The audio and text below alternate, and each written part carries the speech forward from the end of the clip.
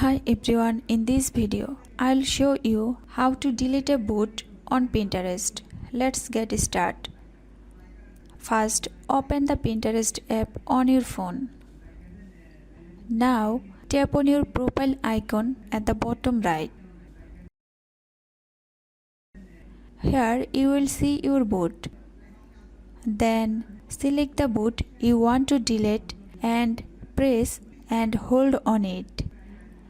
Now move your finger to the pencil icon.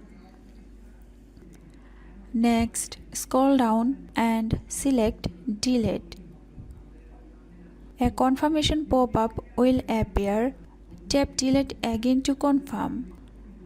And that's it. Your Pinterest boot is deleted. If you found this video helpful, don't forget to like and share. Thanks for watching.